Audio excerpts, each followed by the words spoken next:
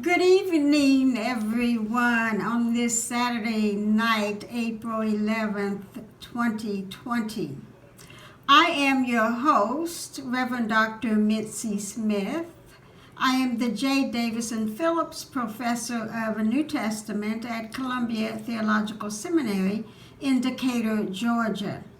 Our topic tonight is a womanist dialogue about the widow of Zarephath, intersectionality, pandemic, and resurrection.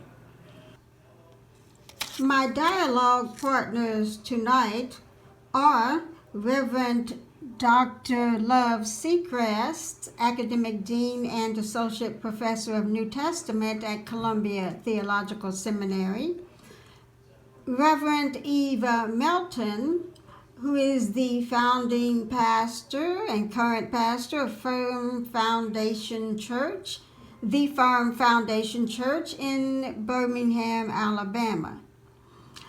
Reverend Dr. Lisa Weaver is the Assistant Professor of Worship and Liturgy at Columbia Theological Seminary. Each of us will present our critical readings of the biblical story of the widow of Zarephath. We will each have 10 to 12 minutes. Afterwards, we will engage in dialogue, including taking some questions from you all tonight. First, however, we will read the biblical story about the widow of Zarephath in the New Revised Standard Version for those not familiar with the story. It is found in 1 Kings chapter 17, verses 8 through 16. It reads, "The word of the Lord came to him, and him is the prophet Elijah, saying, Go now to Zarephath, which belongs to Sidon, and live there. For I have commanded a widow there to feed you." So Elijah set out, and he went to Zarephath. When he came to the gate of the town, a widow was there gathering sticks. He called to her and said, "Bring me a little water in a vessel, so that I may drink." And as she was going to bring the water, he called to her again and said, "Bring me a morsel of bread in your hand." But she said, "As the Lord your God lives, I have nothing baked, only a handful of meal in a jar and a little oil in a jug. I am now gathering a couple of sticks so that I may go home, prepare it for myself and my son, that we may eat it and die." But Elijah said to her, "Do not be afraid. Go and do as I have said.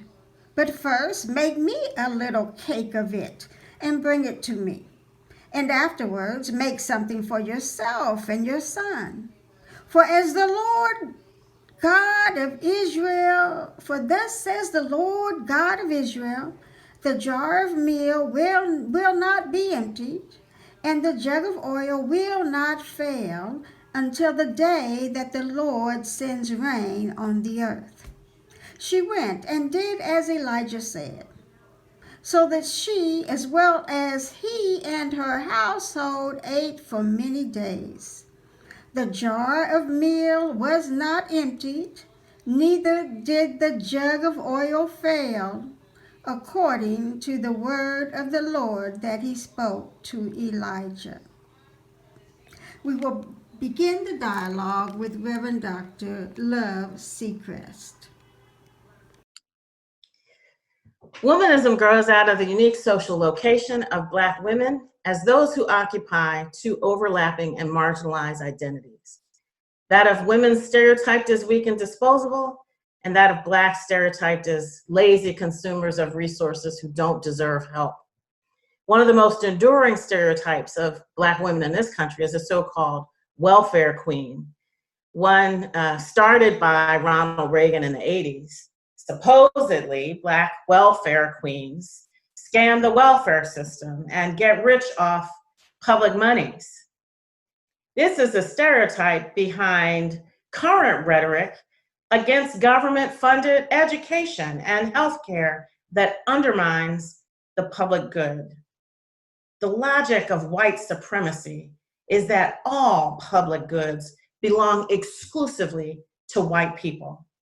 Never mind that Blacks have been systematically excluded from public goods like the basic human dignity of any wages in the past and fair wages in the present. In essence, Black people built the public good in this country. In contrast to the logic of white supremacy, Black women's wisdom has sustained us and our people as we have navigated an oppressive, racist, sexist society that doesn't see us as people who are worthy of public investment. Womanist wisdom is what I learned at my grandmother's knee.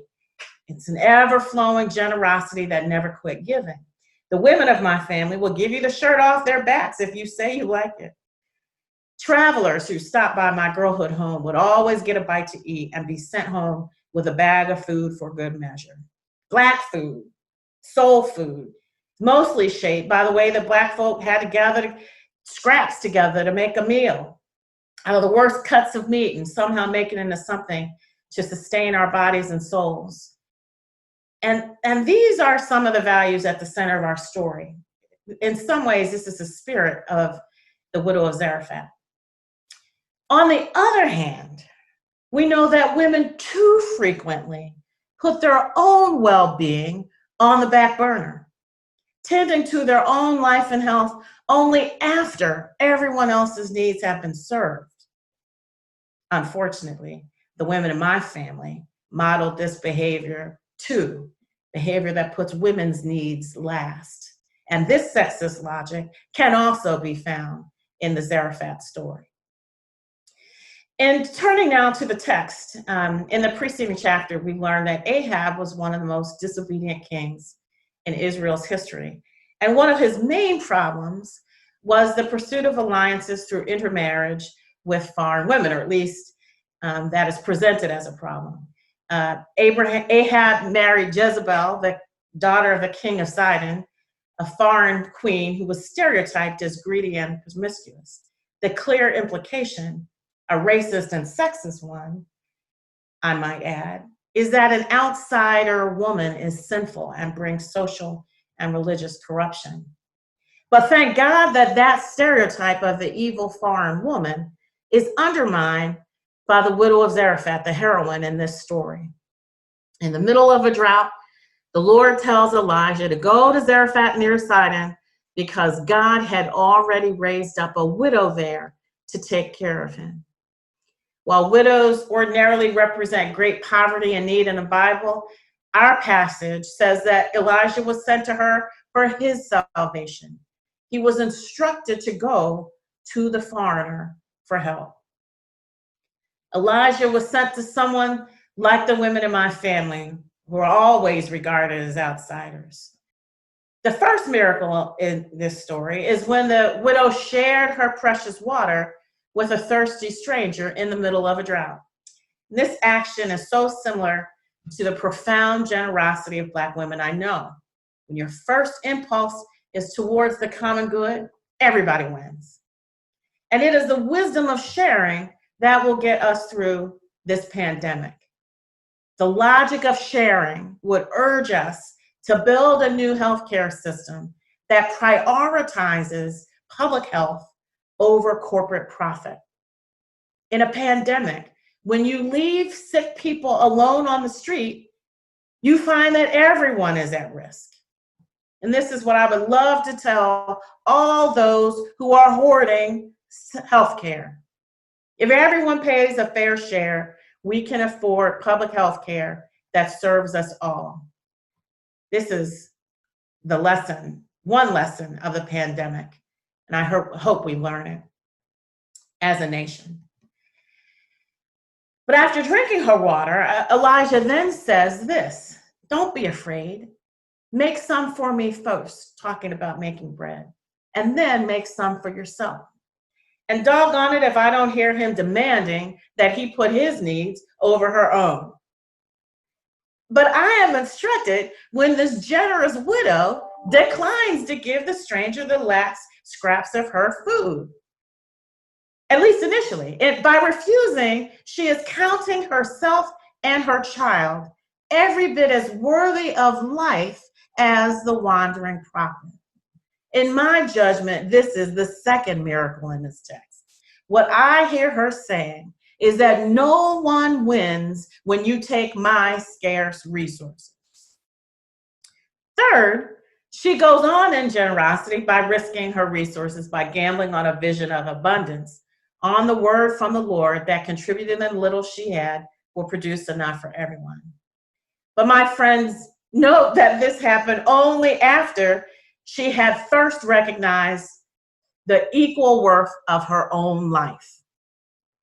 What do they say during an in-flight emergency? Before you assist others, always put your oxygen mask on first. This is the second lesson of the pandemic. We are all worth saving. I hope we learn it too. The logic of whiteness says, all these resources are ours, not yours. And this sentiment, which came from the White House, is a recipe for disaster.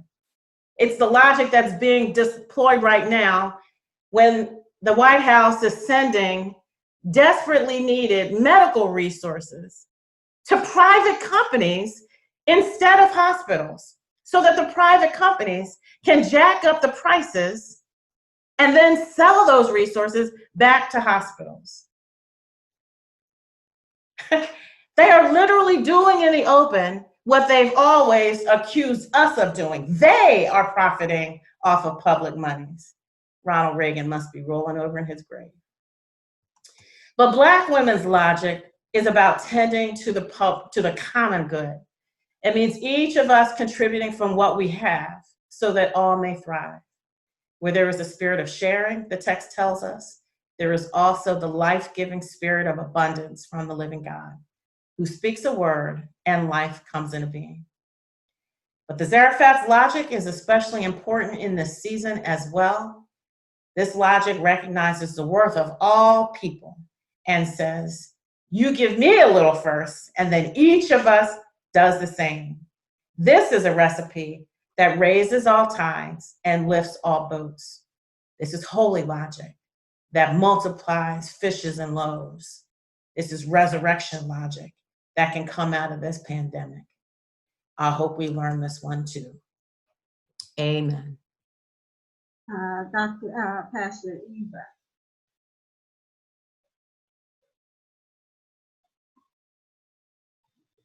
So the lens I read this through makes me question the narrator and the voice of God and the man of God in this text. The woman is introduced in this particular scene as a medium to sustain or preserve the man of God. And the narrator supposes that the voice of God has commanded a widow to feed him. But earlier, the same language was used in reference to the raven. He was told to go to the brook so that the raven could feed him. The ravens were commanded to feed him. And now he's told to go where this widow is because she has been commanded to feed him. She is introduced as a medium to sustain the man of God. And so based on how the narrative flows, I wonder what's on the widow's mind. We are in the middle of a drought, and it's already problematic that the voice of God sends a man of God to a widow, but he shows up making requests of her. No one inquires of her condition before they make the request. And it sounds familiar to Black women right now in the pandemic. But I can tell you what's on her mind based on the passage. Death is on her mind because she's prepared to eat her last meal. Giving up is on her mind. She has no present nor future provision, and she doesn't even have a clue when the drought will end. This widow is on the margins of society, and just like Black women today, she could be easily wiped out because she is at a greater risk for exposure. And so today in COVID-19, when it first started ravaging America, the focus was on the certain statuses of society, the wealthy, the entertainers. And while men and women of color were being wiped out by the masses, no one spoke of it in the media. It took weeks for the media to focus on the impacts to our community.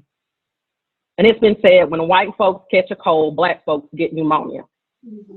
Well, I suppose based on stats from Dorian Mason this week, that when the country sneezes, the Black woman catches the flu. Mm.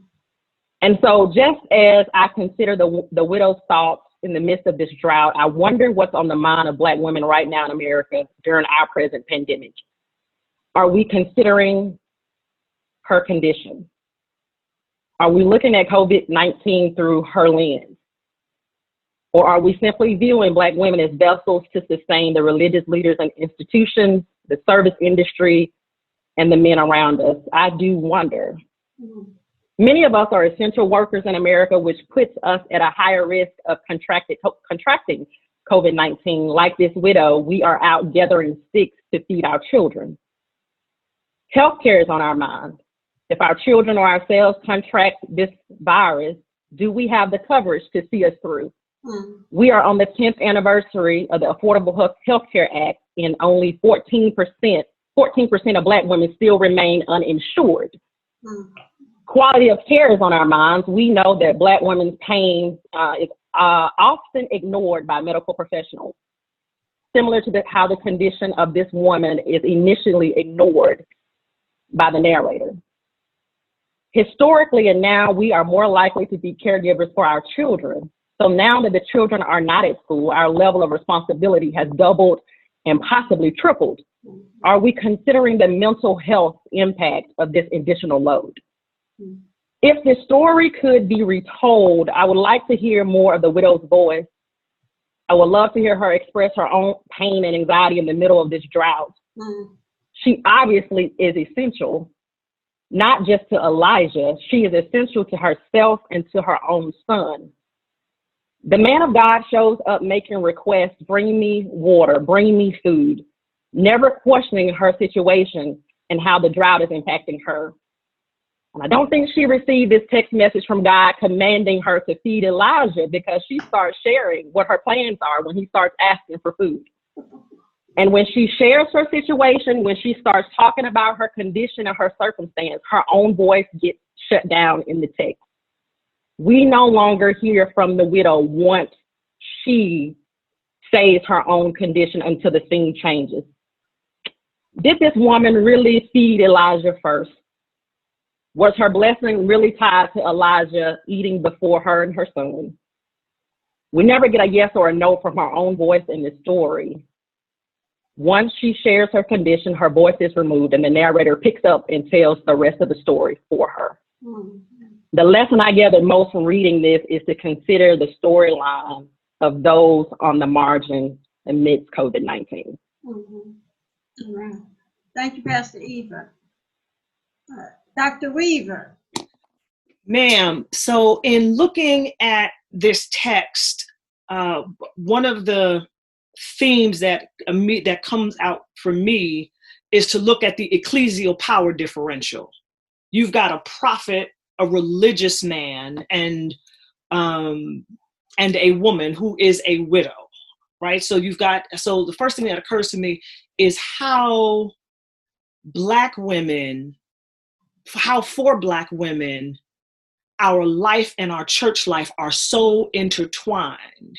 Mm-hmm. And the amount of authority and influence that male religious leaders exert over women in the name of the Lord said, or this is what God said. Mm-hmm. And as Pastor Eva's point said, the text doesn't suggest, it's not explicit, doesn't deny or said that she heard from God as well. And so the question of ecclesial power and authority and dynamics, and related to that, the dynamics in relationships when there's a power differential and when there is work or service to be done in the ecclesial context.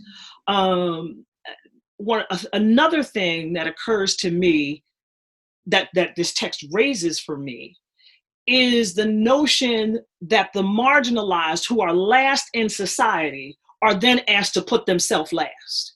Mm-hmm. She's a widow. And the text tells us later on, it's not just her and her son. That's what she says to the prophet, but it's through the narrative that we learn she's got a whole household, right? But she only articulates to the prophet, I'm trying to feed me and my son, but she's got an entire household. And he asks her to put herself last. And again, as I think Pastor Eva said, not inquiring about anybody else that may be in her household. Mm-hmm. So that emerges for me in the text as well. Another thing that comes out of the text for me is that, and I think Pastor Eva said this, he does not ask or request, he commands. It's an instruction. It's in the declarative, go get me some water. Mm-hmm. And she presumably in the text does this without retort or response. And as she is going to that, he asks for more. So there's this whole notion of asking for even more. It seems like for Black women, there is always an additional request. There's always something more that's being asked of them. And it is when he asks for the second thing that she turns around and says, wait a minute. And she responds that they're going to die, that she has these resources for her and her son. And he says, don't be afraid. Go and do as you have said, but first. And even in his instruction to go first, go do what you said first. But even as we parse that, he says, make me some first and bring it. So there's not even consideration of, I know I'm asking for your last. I know that you are pulled away from your household because you have to return. Mm-hmm. But he says, go make it, bring it to me, and then you can go back and make what's yours. There's always this, there seems to be often this request of the marginalized to make themselves last. We want to make you last, but then we want to put you in a position to have to make yourself last as well. Mm-hmm. And so it's the larger systemic. It's the church systemic, because Black women are often asked to perform tasks unresourced. Historically, I'm grateful for every Black woman who stands in church context where they are resourced and supported. But historically and still, there are many who are being asked, like this widow, to give resources out of their sticks and handfuls. I mean, I think that's a huge theme, that she has sticks mm-hmm. and handfuls, that there's a way in which we are often asked to make do and make miracles out of sticks and handfuls. Yeah. And sticks and handfuls. And mm-hmm. I wonder. Yeah, I was thinking about that too.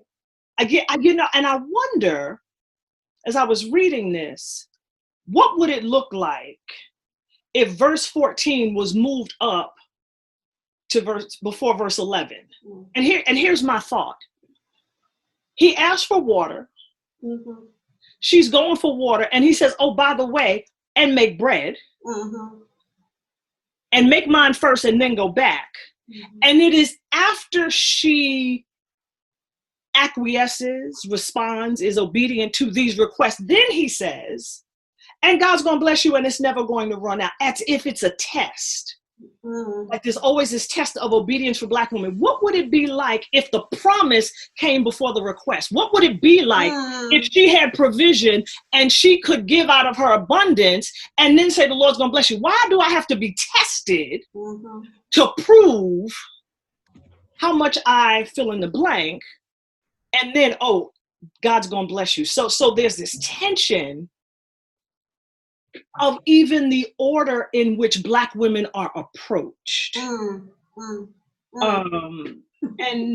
so these, systems and requests come up. So those are some of the things that come up for me in this text, and the intersection of Black women historically, and even probably sometimes today, still being caught in, well, I have to do this for the church, but you got to take care of home too, right? And so Black women being caught in these situations by the intersectional places in which they sit, Who comes first? Mm-hmm. And that when the church asks you, questions you, tests you to put your family second,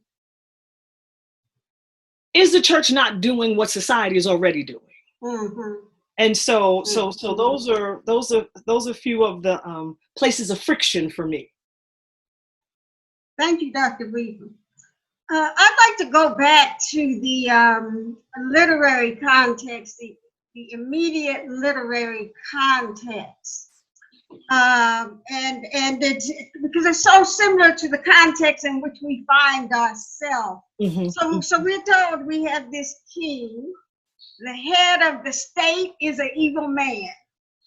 This is King Ahab, king of the northern kingdom of Israel.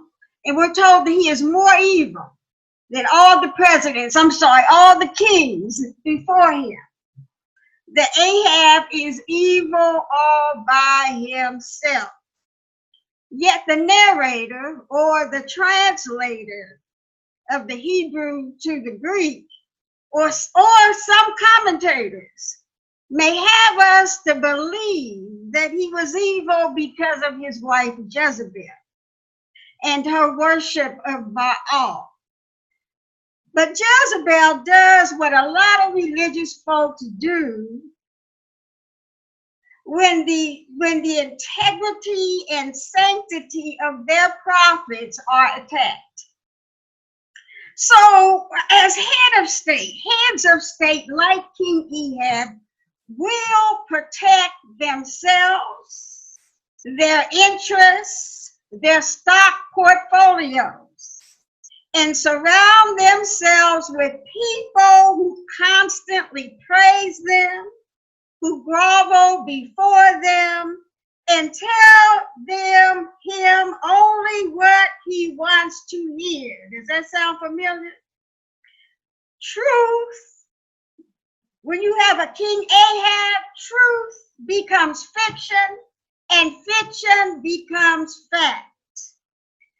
I would not doubt it if a drought, a pandemic was expected, but Ahab refused to act upon it, refused to cause a panic in the stock market.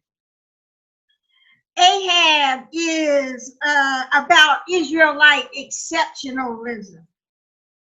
He doesn't care about the impact of drought and famine on his people, his neighbors, other kingdoms, and other countries, not unlike our present situation.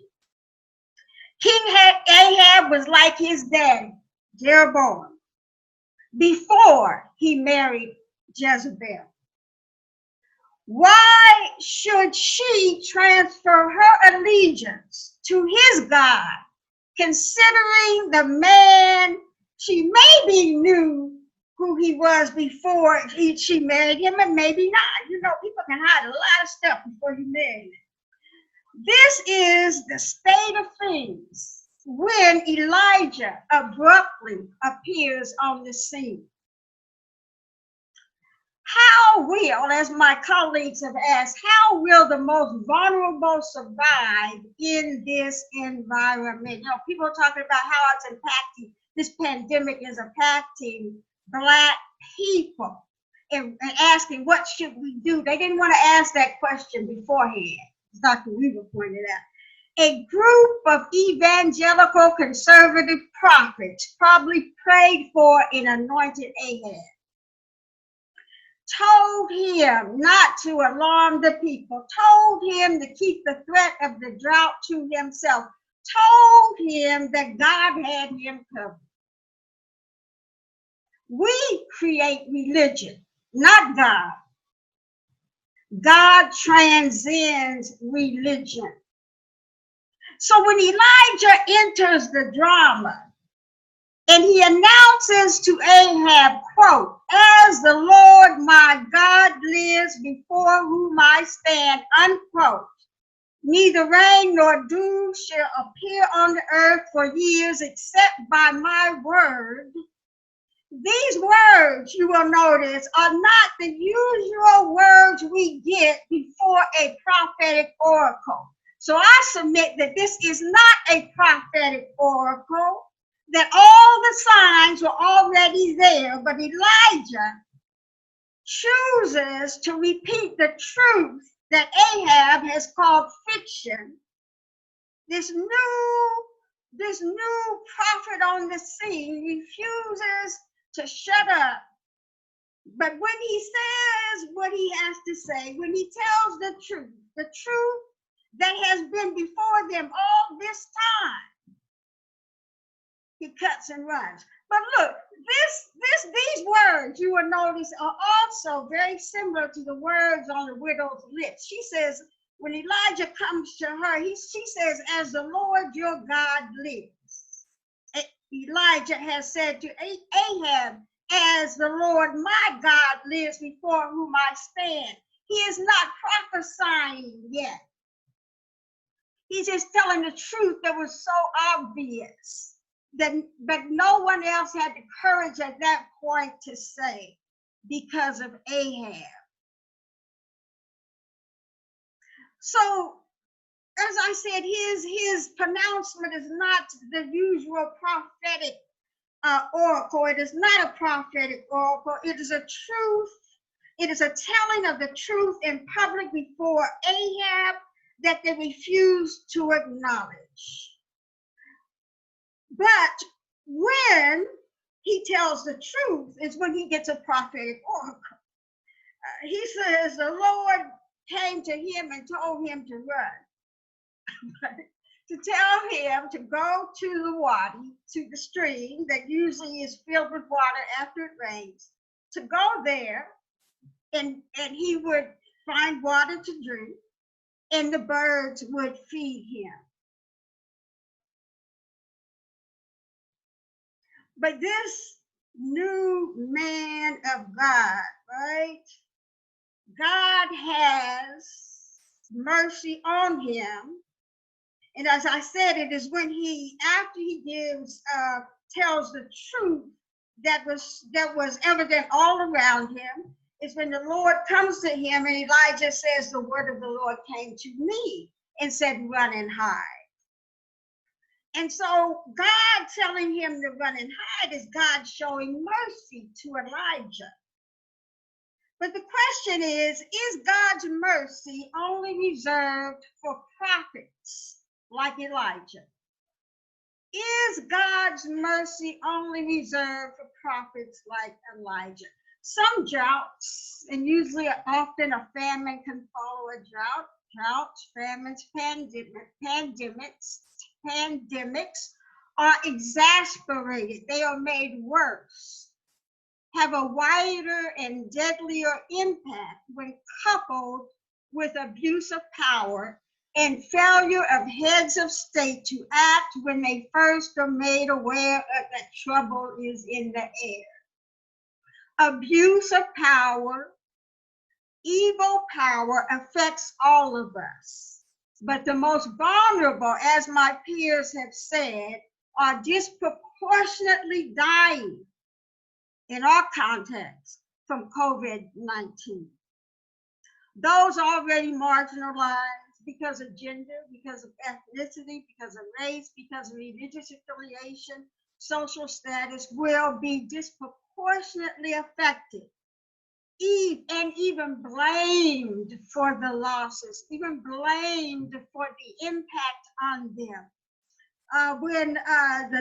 Even when Fauci and Trump came out talking about the impact of COVID-19 on the African-American community, it came out as blame. They are obese, they have high blood pressure, but no mention of the systemic racism and other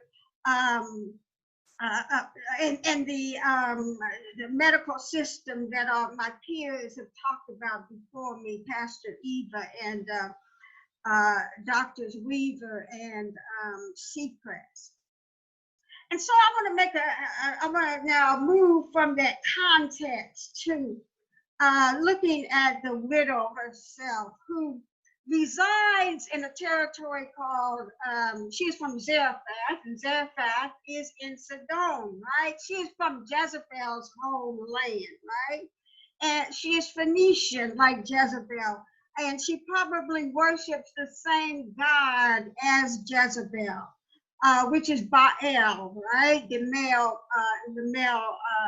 Asherah, the male God of storm, of rain, of the storms, and of rain, and of fertility of the land.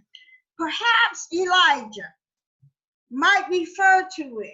Now, I would imagine that he was a little shocked when God told him to go see this widow.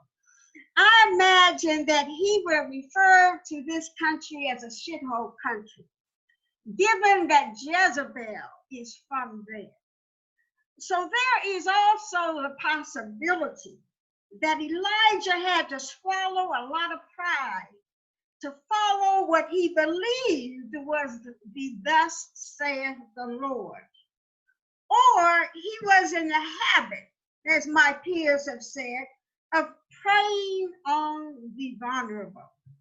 I hope that the God we serve is not a God who instructs us to prey upon the vulnerable. What about the rest of the suffering people in Sidon? Is the prophet's God only concerned about the prophet and the woman who risked her life and the life of her son to feed the prophet? This widow is the first person Elijah encounters at the entrance of the city. So it is not surprising that it is from her that he demands or asks for hospitality. If you remember the woman at the well in the Gospel of John, the first woman who came out, right? Jesus approaches her for hospitality. This woman, without talking back,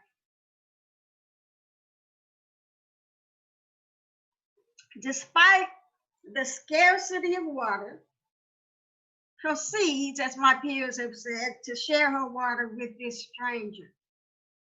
Her God has not completely forsaken her, the God of rain, because she has access to water. Probably in her eyes, her God has not forsaken her yet.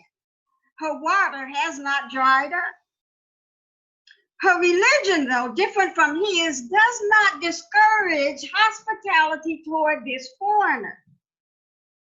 Unfortunately, too often we Christians, right, act as if our religion does demand that we not give hospitality to the foreigner, to the stranger, to those at the border.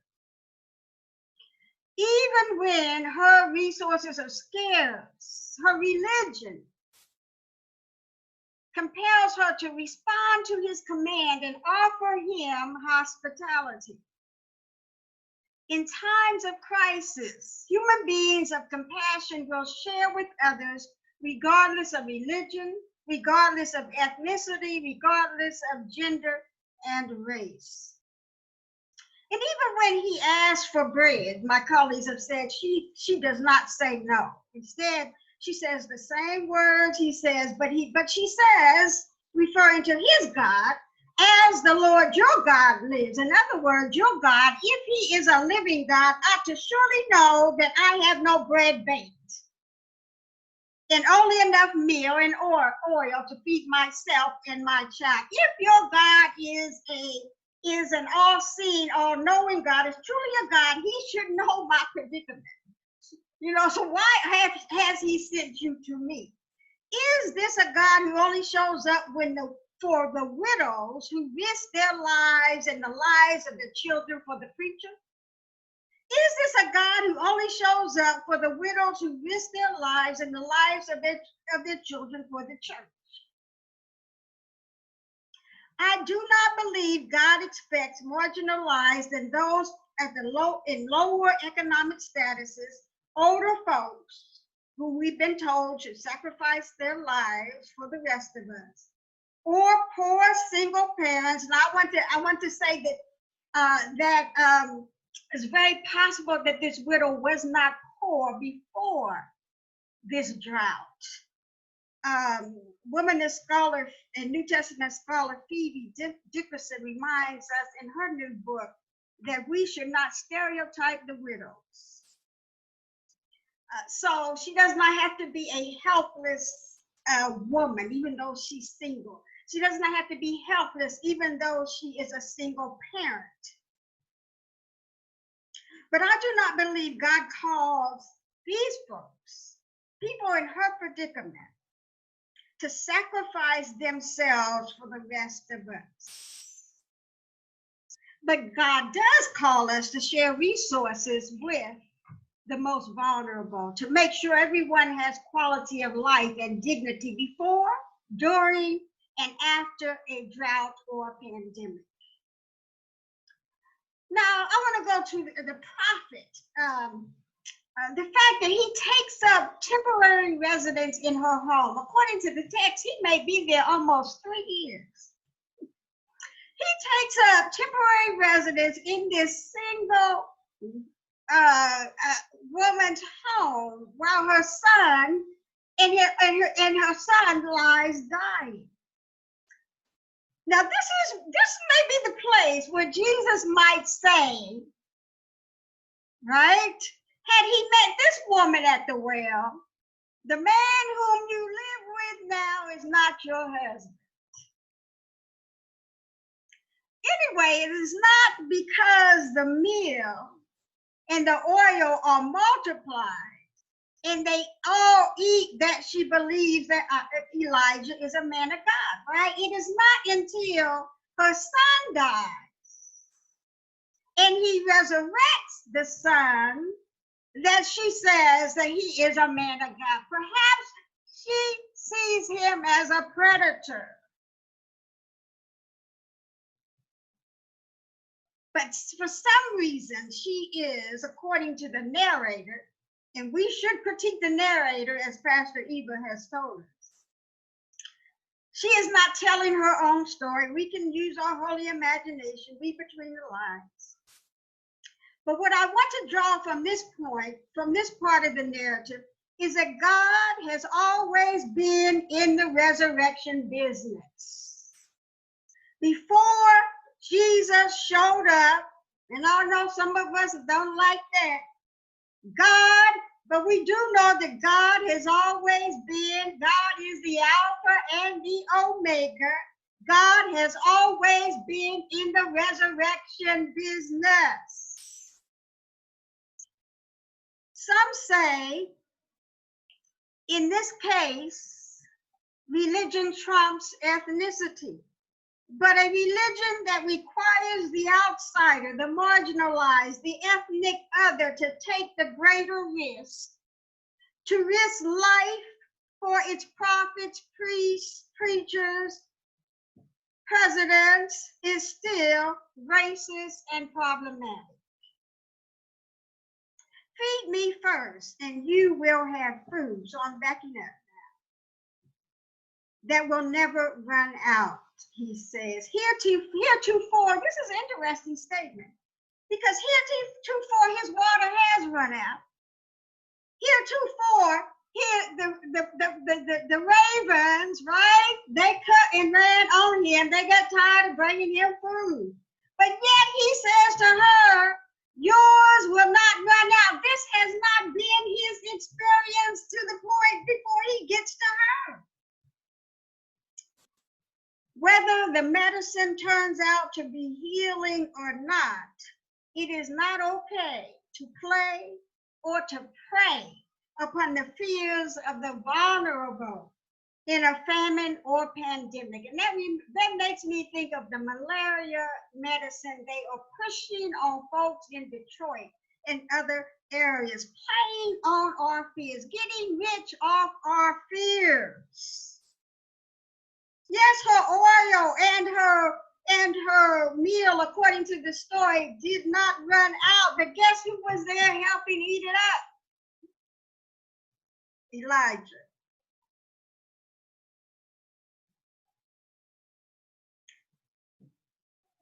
In Detroit, they are playing on the fears of poor Black people. Detroit, an area where over 50% of the population is below the poverty line. Never mind those who are at the poverty line. And most of them are African American women.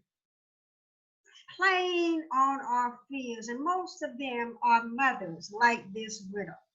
We cannot uncritically assume the position of the man of God.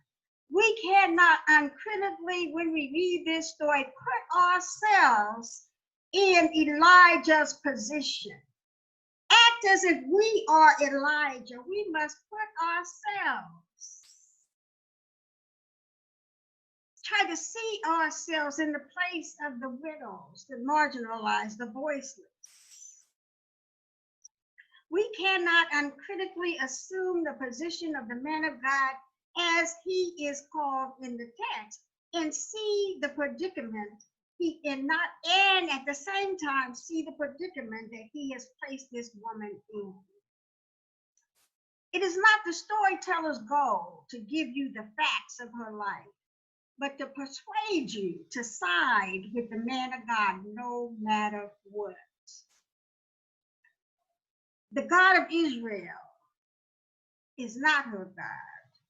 What defense does she have in the face of a prophet who shows up and says that God, his God, has told her that he should feed her first?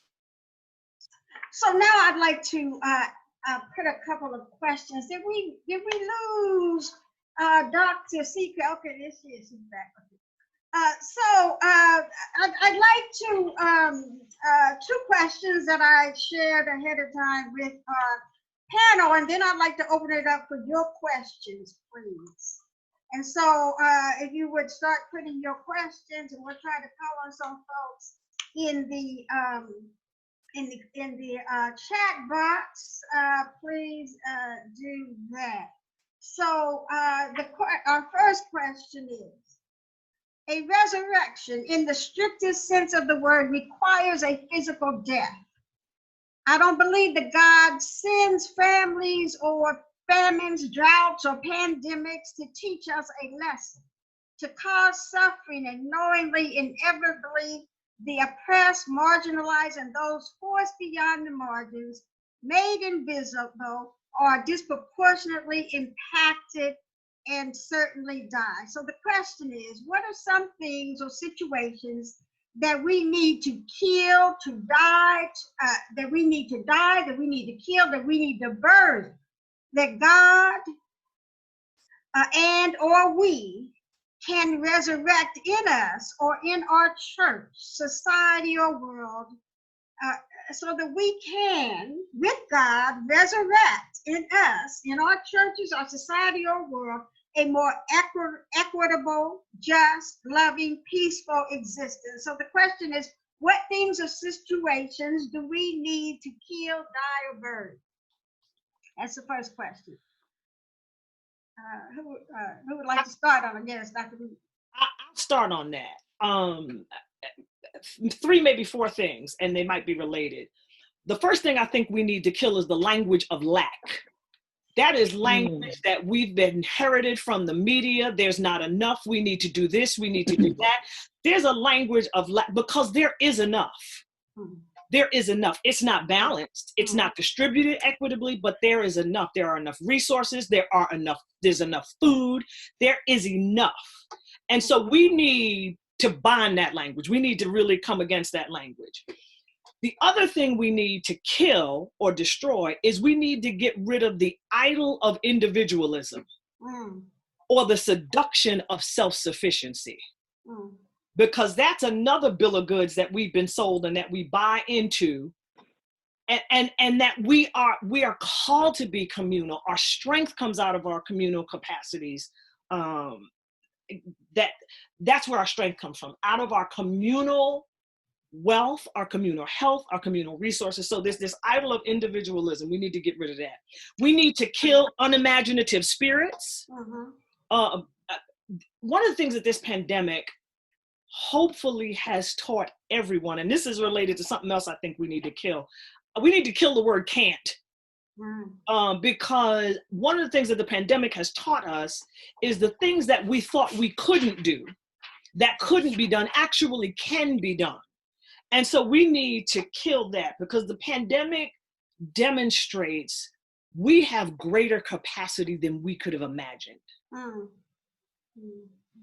But our capacity shouldn't be born on the crucible of suffering. So I think we need to kill that. Those are a few things I think we need to kill. I'm going to pause there.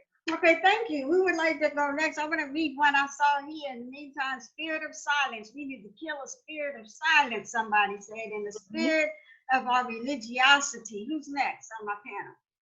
I'd like to respond to that. Yes, I am. Professor Eva. So I think we should increase or resurrect the ability to tell our own stories and create mediums to tell our stories. Not, when we think about Black women, not just the position that we're in, but Black women all the way around the board. And that requires us to create mediums such as this, create podcasts, create blogs, and to get our stories out, because mass media is not going to tell our story until we have almost been wiped out. Awesome. So that's the other side of kill our silence. Then what do we do once we kill the silence, right? So that's something creative we can do. And Pastor Eva is an example of that. She has her own podcast, started her own church. I would love to see other women start their own churches, and women support women starting just churches, not the same old thing that oppressive men have been doing. Okay, Dr. Sechrest, would you like to respond? Yeah, I'll be brief so that we can hear from our other dialogue partners who are now active in the chat room. I have said at the outset that I am very interested in leadership as a phenomenon, and I cannot stop thinking about the leadership crisis we have unfolding in front of our very eyes. And I think that if I read in the media another analysis of the 2016 election that talks about Trump being elected because of economic anxiety, I think I'll throw up. I think we need to kill that idea. That's what I think needs to die. He won because of racism, and she lost because of misogyny. Yes. Like that's what happened. And it, the history repeats itself, or it doesn't repeat itself, but it does rhyme. Everyone said she was such a uniquely unlikable candidate, yet we had this new season where the most, in my opinion, most qualified candidate was a woman who was very likable. Two well-qualified women, at least two, who were very likable. And where do their candidacies end up? So I think that racism and misogyny is killing us, and especially killing the leadership capacities of women, and especially women of color. So I want to, and let's face it, the Black church is not a place where women's leadership capacities have been nurtured and thriving. That's what I want to see shape us in the future. Okay, wonderful, yes. So we see some good stuff here, and awesome stuff happening here in the chat. So please put your questions, raise your hand or say I have a question, and then I'll call on you and you can unmute. Okay, this is Rodney F. Rodney, so you want to unmute your mic now and ask your question.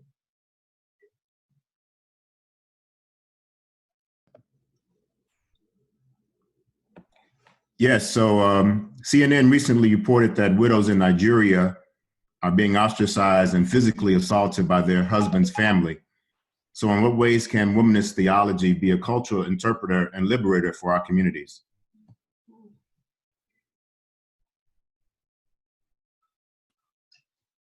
Okay, thank you, Rodney. So Rodney, you can unmute your mic back now so we can get the panel to respond. So Rodney's saying that widows are being killed, murdered in Nigeria. Am I repeating you correctly? And so you're asking, what can womanist theology and biblical interpretation contribute to that situation? I'd like to just start by really lifting up something that Rev Dr. Smith, I think, brilliantly articulated in her remarks. And that is the notion that we have to stop seeing ourselves in these texts in the position of the male prophet. Mm-hmm. And we need to be instead looking at, and I believe that's what womanist perspectives bring. It invites all of us to see through the eyes of the oppressed to the extent, or at least to make them the focus of our attention. To look at the marginalized, to ask, as Rev Melton said, to ask their condition first as we are beginning to engage a kind of problem. It is the concern for the intersectionality of a people's condition that I think is what womanist theology focuses on, and to stop reading these texts through the eyes of the hero or through the narrators, making the assumptions that the narrators' assumptions and worldviews are those that we necessarily have to adopt as well. I think all of this critical lens is we want to be asking lots of questions, and we want to be interrogating the places, the spaces of the marginalized. This is what I think would be really helpful. I don't know a lot about what is going on in Nigeria, but I can say that if I were to enter into it, that would be the space that I would want to say. I want to unpack what is it that they say is the problem, and I would want to ask in the voices of the persons themselves, as Reverend Melton really helped us to see. That's where I would start. Yeah, and I think their stories need to be told, and their stories need to be listened to. There need to be opportunities made for those widow stories to be told. And until they can tell them, somebody needs to continue to tell their story until they can tell their own stories. And as in our firm, what Dr. Sechrest is saying as well. I think also one of our overarching or meta perspectives from which we read the Bible is I think a perspective of God is a God of freedom, right? That God has given all of us freedom. And how do we how can we be religious communities, and beyond that, communities that are about making sure everyone has the freedom to be and to be loved and to live a quality of life and so forth. There was something else that came to me. I'm like, well, see them on. Maybe I'll come back later. Anybody else have a response to this question? One of the things I was thinking about in terms of how womanist theology can be a cultural interpreter and a liberator for communities is to speak to the agency of women. And this is where the intersection of culture and, family systems and social structures come into place. In varying degrees, some cultures more than others, some contexts more than others, women have varying degrees of agency. And so part of, being ostracized by a family can imbue, inflame, fill in the verb of your choice, feelings like I don't have a choice. I have to take this.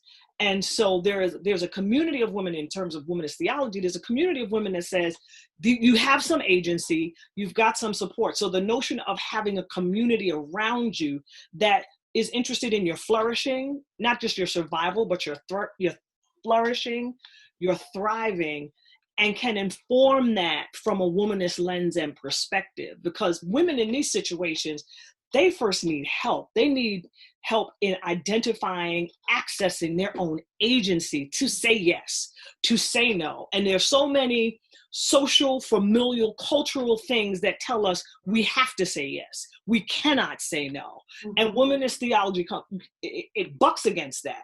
We do have voice, we do have agency, we do have choices, and choices that are not individualistic, but choices that are not only for my own well-being, for the community's well-being. Yes.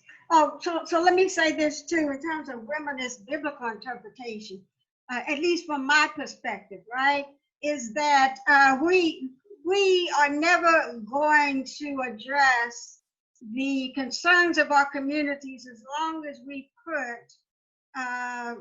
make the Bible prior, right? Now, the Bible is not synonymous with God. We have to get that. The Bible is not synonymous with God. But if we privilege, for example, the predicament of the widows in your community, right? And read the Bible in dialogue with, like we tried to do, like we did here today, is read the Bible in dialogue with those predicaments, right? Because God cares and God is present now. God is not a God just of history.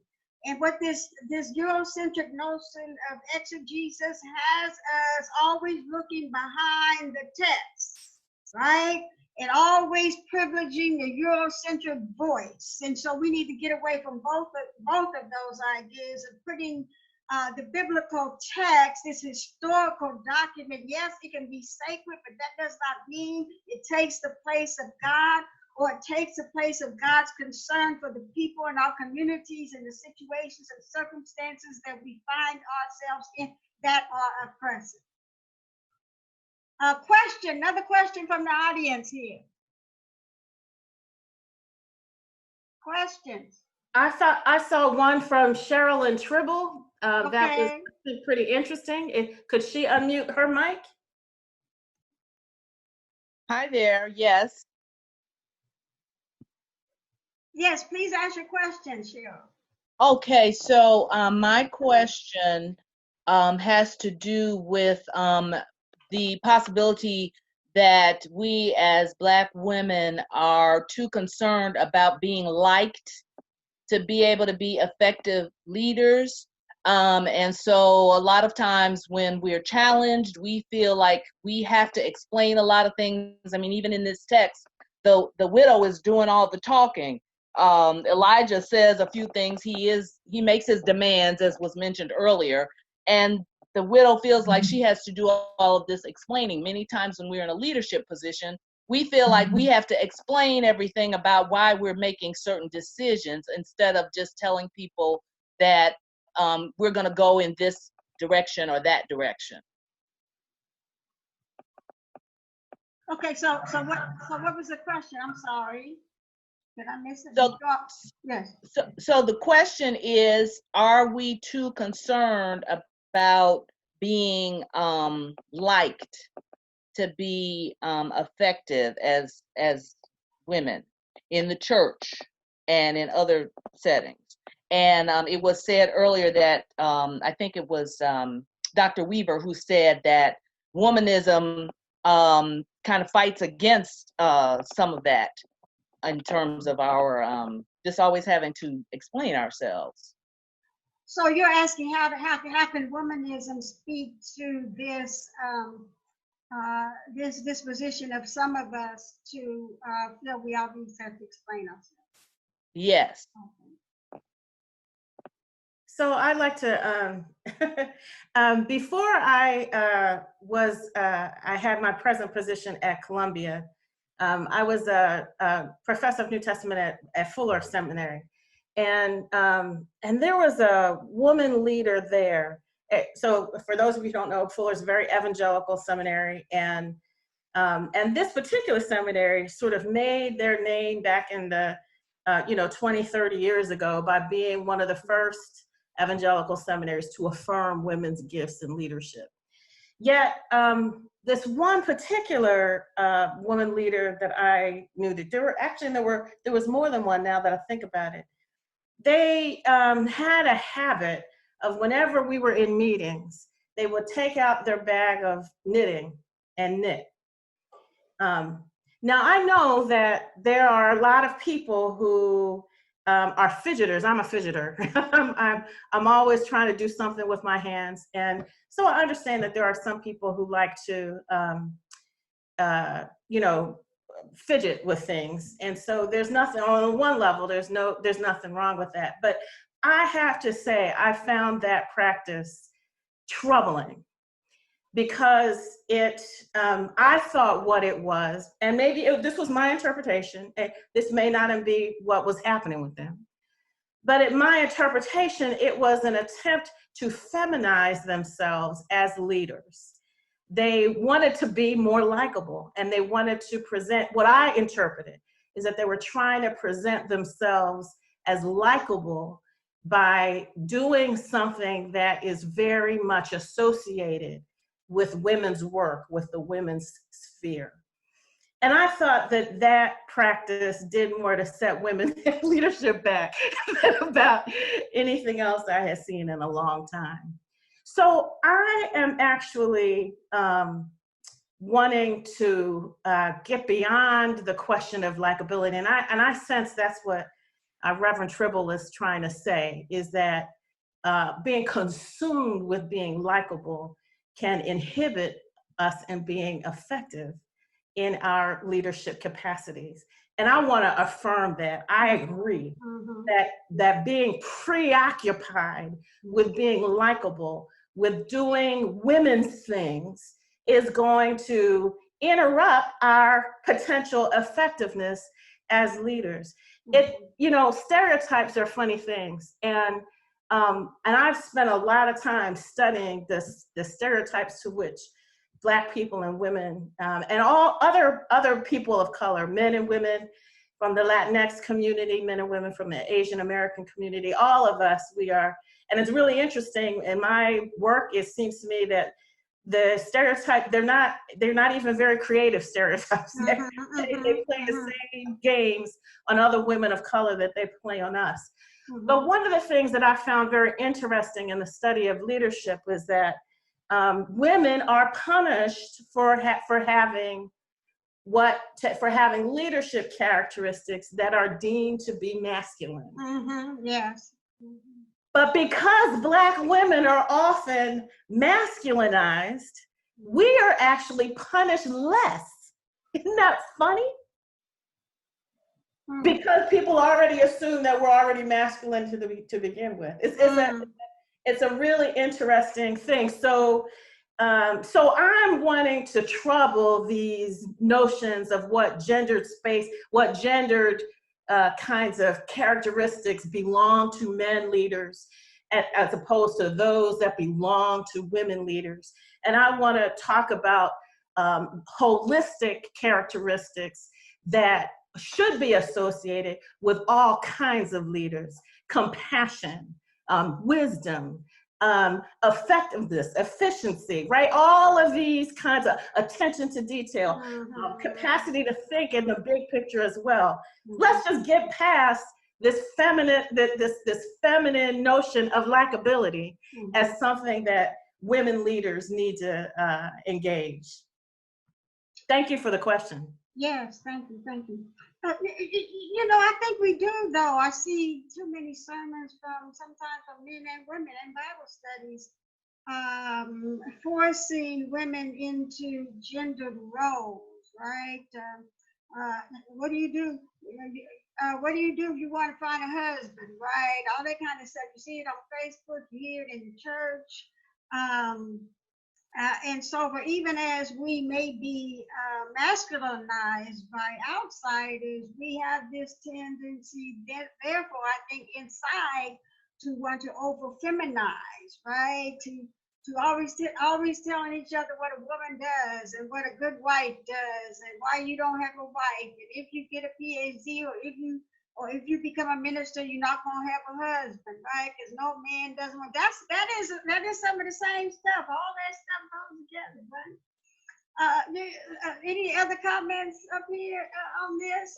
Do we have any comments from the audience? If you just want to comment and or a question. I think, you know, this chat goes kind of fast, so you may have to come back a second time if you have a question and put your name up here. I think Christian Education had a question.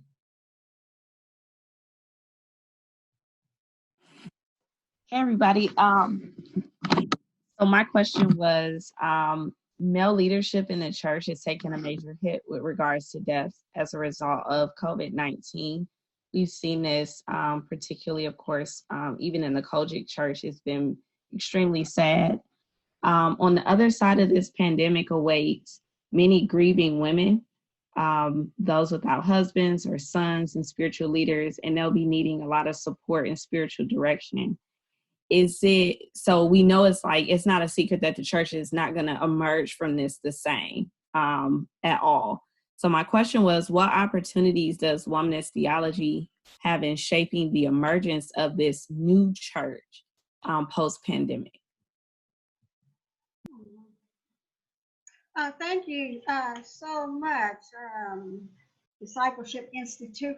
I think that Reverend Eva kind of brought this up initially in terms of, and what we're doing now, what we see, you know, I made a statement half joking last week that I never seen so many churches on one block, and many of them, the Facebook block. But there are, and many of them are women find, you know, taking this time to use their voices, find their voices, having prayer meetings, having Bible studies, and all kinds of things, right? And so I think womanism encourages women to use their voices, to assume their agency, to take their agency, right? And to act, right? To act and to support each other. You know, I've heard before this, I remember hearing other women pastors criticize a woman who stepped out just because it wasn't easy, and just because she had to shut down her church, right? Well, my question is, did you support her? And of course they hadn't, right? So we need to also be supportive of one another. In order for women to succeed, we have to support women, and we have to be the type of women who will not replicate the oppression that we know in the church and have known in the church. Yeah. Yes. Dr. Smith. I thought Reverend Eagle was trying to speak at this. Oh, Dr. Smith. Yeah, she was here first. I'm sorry. I want to make sure. No, go ahead. I just want to make sure she wasn't. Were you trying to speak, Pastor Eva? Her face came up. Well, I could just go ahead and interject, and then as you began operating and speaking, using your truth, speaking your truth, speaking to Black women during this time, don't allow anybody to put you in the background. Don't let them make you hold the camera. Don't let them make you do all the work. It's very easy for us to get handed things to go do rather than to kind of be in the front. I know a lot of times we train to be in the background, but this is not a time as we emerge out of this to step in the background and to be the one editing the video and holding the camera. Right. That's really what I want to say. Dr. Weaver. I wanted to add to everything that's been said about women and leadership in this time. I think it's going to also be critical not to fall into the trap of letting our leadership be liminal. There is a way in which Black women's leadership can be liminalized, if I can make up a word, right? We have liminal leadership because, they can get this done in a crisis, right? They're going to get us through this. But then on the other side of through, they want to erase us again. So we have to be careful about being put in positions where the expectation is we have liminal leadership, you know, pinch hit. And now that we're back together, we'll take our place. We can't have, life is not going to be the same. And so I think we need to be mindful of the ways in which that can happen. Yes. And we need to, and those of us who know and have experience, we need to teach each other. We need to teach our sisters. Instead of criticizing, teach each other, help each other out. There's so many times, just in my experience as a professor, where someone asked for help, and I have helped, and they said, well, I asked 10 other women and nobody responded. In my own experience, I have reached out to other Black women. I'm like, at least say go to hell or something. Don't say a word, right? So we need to be helpful instead of being critical and tearing down each other. Bring the experience we have to bear to help our sisters succeed. Any other responses to that? Okay, any other comments from you all or questions? We have time for a couple more before we close out with our womanist prayer. Any other comments or questions? Anyone want to, Cody? Is that Cody?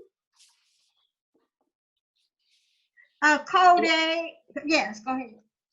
Yeah, it's Cody. So as I build my own ministry and I'm focusing on trauma, and for the past few months I've been centering the trauma of strong Black women, which is extremely diverse and multi-layered. But what I have trouble in doing is creating a liturgy that helps them to see that they do have agency and also welcomes them space to lament.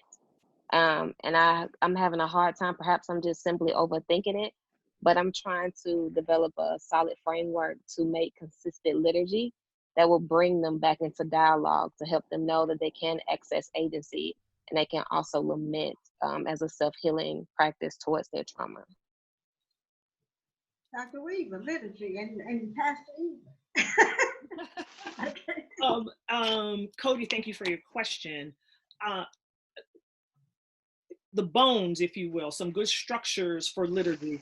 People need a place to speak, people need a place to listen, and people need a place for their words. And so the liturgy, sometimes the liturgy is as particular or specific to the type of trauma, to the audience, etc. So those three things, place to speak, place to listen, and a place for their language to land. Additionally, I would want to add, good liturgy is embodied liturgy. Transformative liturgy is something that brings the whole person into it. And so if there is something for them to do, some representative or symbolic act in moving through grief and letting something go and taking something on, when those things are tangible and symbolized and when they can be embodied, that produces very strong liturgy, because one of the things that liturgy does is it imprints on us and it imprints on our soul, and we carry what we've learned and what we've experienced in liturgical settings beyond the liturgical event itself. So those three things are good bones and scaffolds to begin. I hope that's helpful. Does that make sense? Yes, thank you. Mm-hmm. Okay, I saw another question, but it's gone. So why don't we, Dr. Weaver and I constructed here a womanist prayer, and we are going to close with this womanist prayer that we constructed just for this, to end this discussion. We thank you so much, all of you who came out to listen and to chat, and I believe that persons who were able to see the chat were as much blessed by the conversation in the chat as the conversation here on the panel. Okay, let us pray. Dear Mother, Goddess Divine, Spirit that moves and travels with each of us, where one or more gather in your presence, in Zoom meetings, you are here. Thank you for making Black women in your image, the widows, the single mothers, the mothers living in poverty, the mothers sick and or dying in famines and pandemics, widows for whom the ravens do not fly in, for whom pre-existing conditions abound, but we are your children. Like the widow, all your children deserve to live, to have all they need to live, to have all they need to thrive. So in your name, we claim this right to live and to thrive. And we claim the right to talk back to prophets, to talk back to oppressive depictions of God, to talk back to narrators who claim God sent the famine, sent the drought, this pandemic, to talk back to texts that privilege men over women and one ethnicity over another, and that assert, texts that assert that God caused nature to turn against me, a Black woman, and my people, that my sin is greater because of my gender or my race. Thank you that we can talk back to narrators, even in sacred texts, who would sacrifice my flesh and the fruit of my womb at the altar of patriarchy, sexism, racism, white supremacy, and religion. We reject homogenizing, dehumanizing, marginalizing stereotypes of widows, of people of color, of Black women, of Black people, of people of color.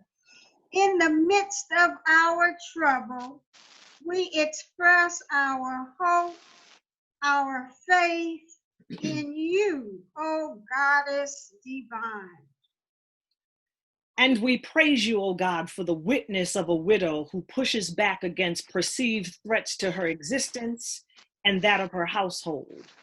We give her voice tonight. And we give you thanks, O God, for you see the weariness of widows and you provide for them in seasons of drought. We see her and we feel her pain. God, grant us the boldness of this widow to push back against every threat to our existence, our families, and our communities. We are grateful and we love her womanist courage. God, help us to discern when the word is from you versus when it falls from the lips of a false prophet who preys on widows and other vulnerable people for profits. We reject false prophets who prey on us. God, we lift up single Black women raising their children and supporting their household on sticks and handfuls of resources and strength. We ask you to increase their strength, restore their health, and multiply their resources in abundance. We are going north and we are taking a whole bunch of folks with us. God, touch the eyes of the community members in which marginalized, poor, underprivileged, under-resourced, oppressed Black women live. Help us to see her as part of us, and help us to see her as part of you. Give us hearts of care, compassion, and courage to extend ourselves to her and her household so that all may thrive and all may flourish. God, give us courage to take risks for freedom and for justice from a place of self-love and neighbor love, and to talk back to injustice wherever it is found. Amen. Amen. Amen. Amen. And amen. Thank you so much, everyone. God be with you, and continue to be encouraged. Good night. Did you guys stay? You guys stay for me? Good night. Yes, good night. Blessings on this Easter weekend. Yes.